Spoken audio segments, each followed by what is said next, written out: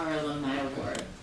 And that award obviously recognizes an alumnus of the university, and our 2019 awardee is Howard Lee. Howard Nathaniel Lee, born July 28, 1934, grew up on a sharecropper's farm in Lithonia, Georgia. He graduated from Bruce High School in 1953.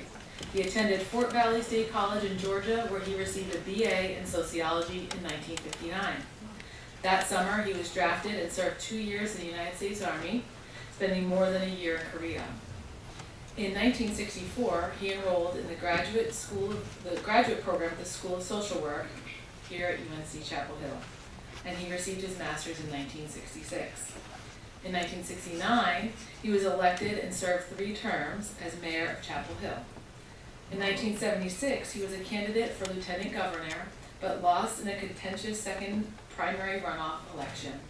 From 1977 to 81, he served as the Secretary of the Department of Natural Resources and Community Development, a cabinet-level position in Governor Jim Hunt's administration. Among his many achievements, he initiated a Mountains to the Sea hiking trail, which stretches from the North Carolina mountains to the coast. Lee served as an administrator at Duke University and on faculty at North Carolina Central University, and later was a member of the School of Social Work faculty here at UNC. He has lectured at numerous universities throughout the country, contributed chapters to several books, and has published articles in many professional... Are you getting a little nervous hearing all this about you? Memory lane. Professional, academic, and business publications. He also has released and published several inspirational writings. In 2008, he released his memoir entitled The Courage to Lead, One Man's Journey in Public Service. In 1999, Lee was elected to the North Carolina Senate, where he served for 13 years. In the North Carolina Senate, he built his reputation as a fighter for education reform. He advocated for higher teacher salaries, that's important, increased funding for public and higher education, and raising teacher and student standards. He sponsored or co-sponsored several major pieces of educational legislation, including Smart Start, More at 4, which is a pre-K program, and Excellent School Art Act for school reform, and the Safe Schools Act.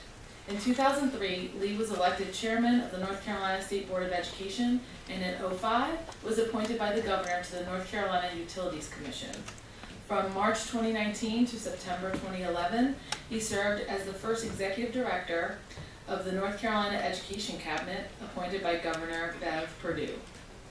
Since 2011, Lee has spent most of his time as president of the Howard and Lee Institute, focusing on the developing initiatives in middle school and high schools to increase the number of disadvantaged students, especially young black males, who are graduating from high school and preparing to succeed in post-secondary education. Howard and his wife Lillian, a retired public school teacher, live in Chapel Hill and have 3 children, 2 granddaughters, of whom they are very proud. His nominator writes, Senator Lee has a long history of advocacy for diversity, equity, and inclusion. He has dedicated his life to inclusion and education and creating opportunities for everyone, but particularly in the minority population. From sit-ins while serving in the military in rural Texas to breaking the color barriers in segregated North Carolina, Mr. Lee has led by example through community service for 50 years. He has broken color lines and He has broken color lines and provided leadership in improving education and opportunity for all North Carolinians, particularly people of color. Please join me in recognizing UNC alumnus Howard Lee.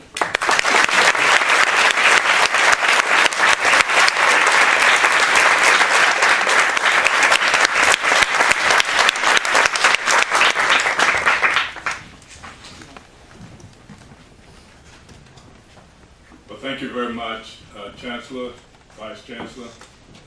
I'm honored to be here to receive this award because I think it's such an important topic to focus on, and also because I believe we should commend the university for the progress it has made through the years in creating an environment where diversity and inclusion can be highlighted. I arrived on this campus in 1964, and I think during that time, approximately 18 black students were on the campus. There were 2 of us out of 40 in the School of Social Work. But I learned something very early, that there were individuals on the campus who were always fighting to be inclusive.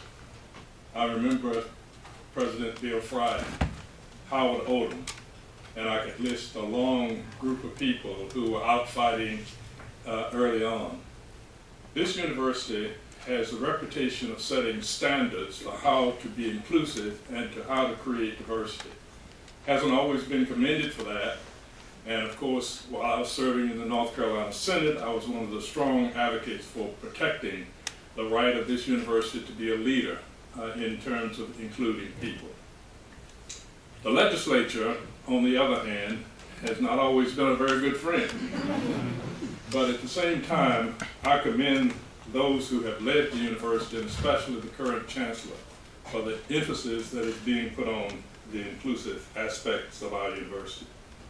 I spend most of my time in public schools, and the one thing that stands out to me is that we still have an awful lot of work to do in order to create an diversified environment. I walk into a school and I see young people divided into groups. Black students in one area, white students in another area, and Latino students in another area. So most recently I was asked to come speak to a group at Carborough High School. And one of the things that concerned many of the students there, which was refreshing to me, is that they wanted to know, how do we break down the barrier that we can see developing in our schools? How do we reach across the aisle? And we spent a great deal of time on that. But also, they found they got criticized, at least some of the black students felt they were criticized when they tried to reach across and engage with students of different ethnic groups. We have to find ways to encourage our students and give them the courage of being able to recognize that one person can make a difference. I think this line here, an inclusive blue, begins with you. It begins with each of us. How many of us are willing to engage in a way with people who are different? How many people are turned off because somebody has a different philosophy, or someone has a different skin color, or someone is a member of a different religion, or someone has a different sexual preference? How many of us are willing to find another direction to go instead of moving forward to engage with that individual? My first challenge came when I was mayor of Chapel Hill. My second challenge came when I was a member of the administration at Duke. But my real challenge came when I was secretary of the Department of Natural Resources, when a young person came to me and said that I want to make the transition from being a man to being a woman. And I want to be able to use the women's bathroom. Well, that word got out, and one of the pressures that were put on me was that this person has no right to be in state government and should be relieved of his responsibility. I wouldn't accept that, and of course indicated that we would stand with this person because this was a human being who should be included as part of our workforce. I won that battle. I don't know if I could win it today, but I won that battle at that time. I feel that it is so important for us to continue this journey. I continue to do it, to commit myself to moving in this direction for as long as life lasts, and as long as I'm able to participate, to encourage others to engage in emphasizing inclusiveness, emphasizing diversity. Finally, let me say to all of you here that our goal should be to go out of our way to engage in a way with people who make us most uncomfortable.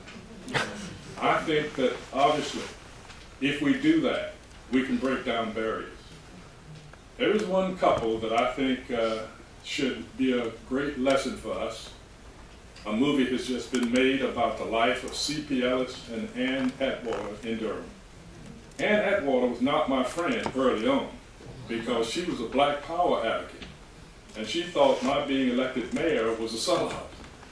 C.P. Ellis was at Duke University, He was one of the managers that I had to fight with in order to create an inclusive environment.